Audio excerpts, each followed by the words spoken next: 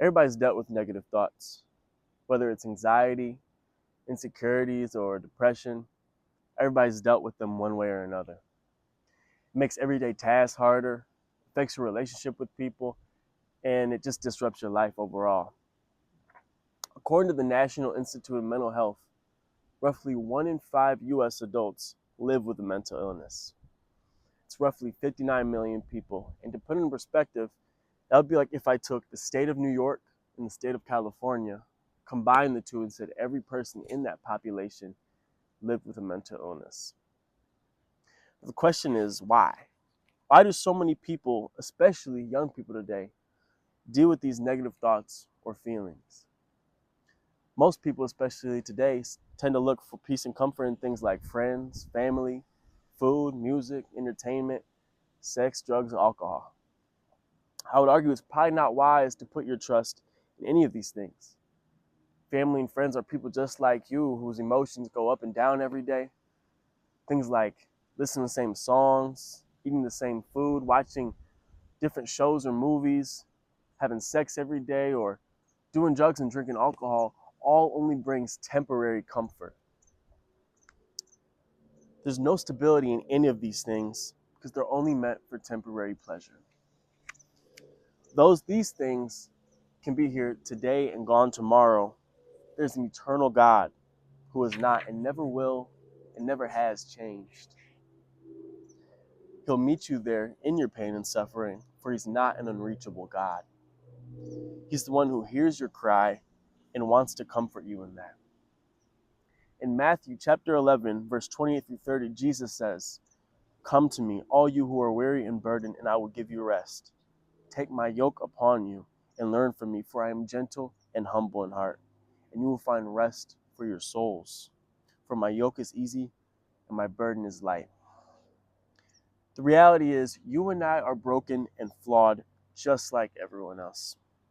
We've all broken the commandments, we've all walked away from God and tried to do things our way. But the good news is, Jesus took the punishment we deserve and was crucified on a cross so we didn't have to try and earn salvation, because he knows we can never be perfect and earn it by our works. In Luke chapter 5, verse 32, Jesus says, "I have not come to call the righteous, but sinners to repentance."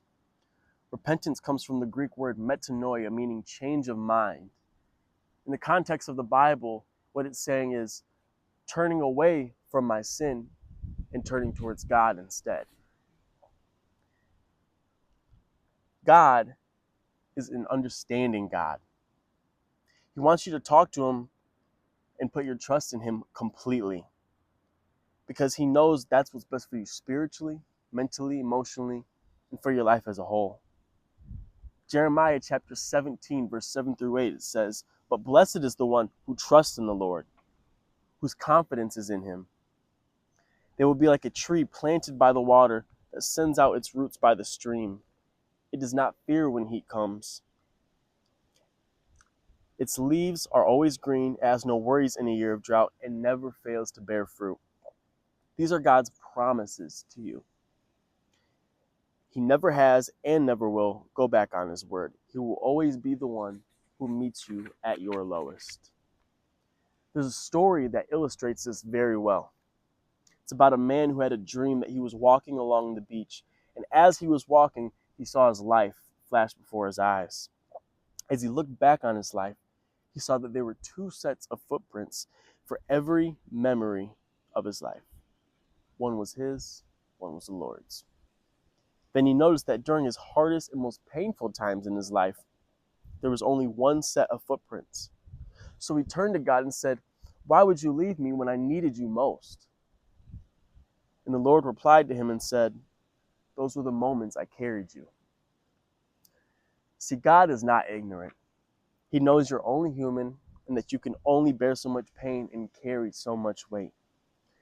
Sometimes it feels as if it's too much, as if we're way too weak to deal with these things on our own. In Paul's letter to a church in Corinth, he described a thorn in the flesh, an affliction from Satan that tormented him constantly. In this, Paul writes, "3 times I pleaded with the Lord to take it away from me. But he said to me, 'My grace is sufficient for you, For my power is made perfect in weakness. Then Paul writes, therefore I will boast all the more gladly about my weaknesses, so that Christ's power may rest on me. That is why, for Christ's sake, I delight in weaknesses, in insults, hardships, persecutions, and in difficulties.